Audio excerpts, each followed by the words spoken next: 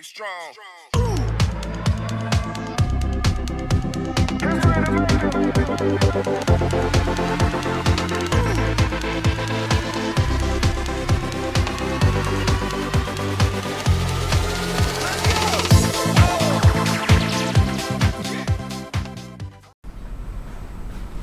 Assalamualaikum warahmatullahi wabarakatuh. Selamat pagi anak-anak. Tetap semangat dan sehat selalu buat anak-anakku semuanya. Anak-anakku semuanya, sebelum memulai pelajaran matematika kali ini, terlebih dahulu anak-anak silakan berdoa supaya diberikan kemudahan di dalam belajar dan ilmu kalian nanti bisa bermanfaat. Anak-anakku semuanya, pada pertemuan kali ini, kita akan membahas materi tentang jenis-jenis pecahan. Untuk itu, silahkan anak-anak perhatikan materi yang akan Ibu sampaikan berikut ini. Pada pertemuan kali ini, kita akan membahas tentang bilangan pecahan. Jenis-jenis pecahan. Yang pertama adalah pecahan biasa, contohnya 1/2, 3/5, 4/7, dan seterusnya.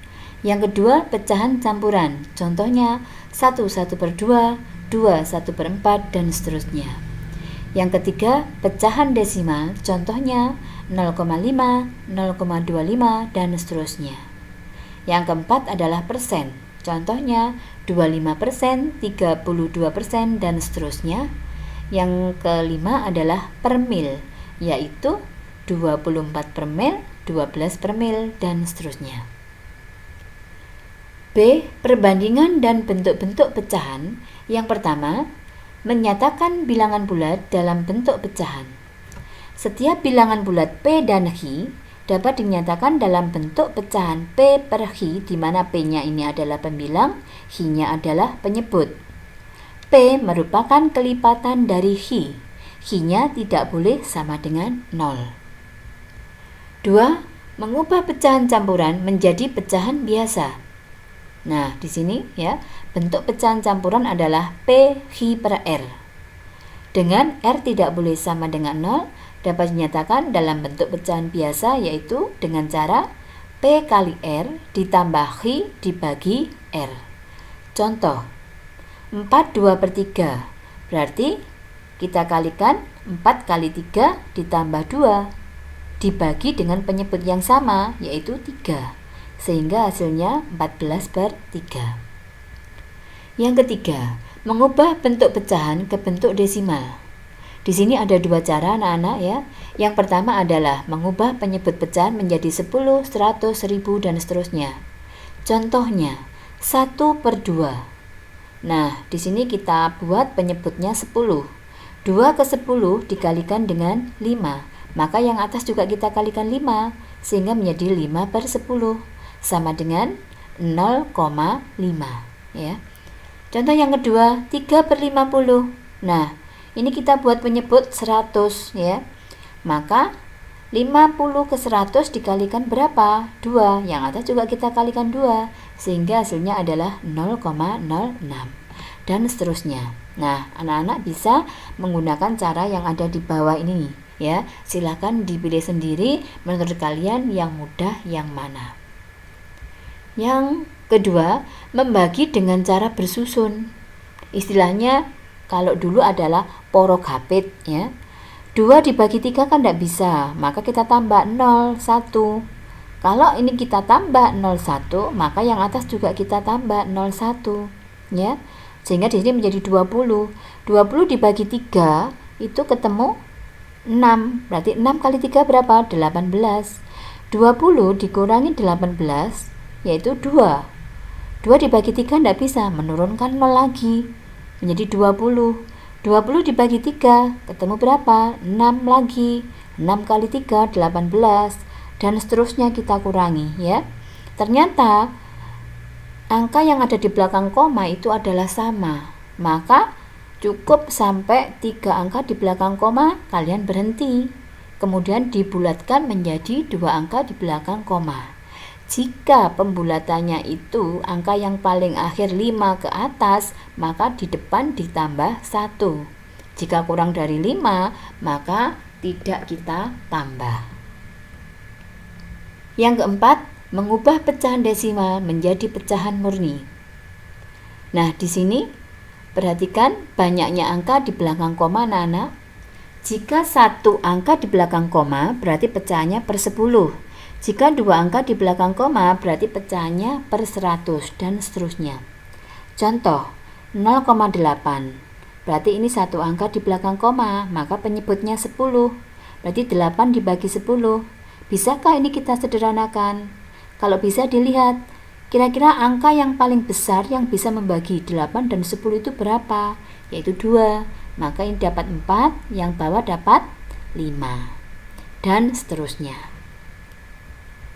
Yang kelima, mengubah pecahan murni ke bentuk persen. Nah, di sini kalian lihat anak-anak, kalau mengubah ke bentuk persen, contohnya 1/2 diubah ke dalam bentuk persen, berarti kita kalikan dengan 100%.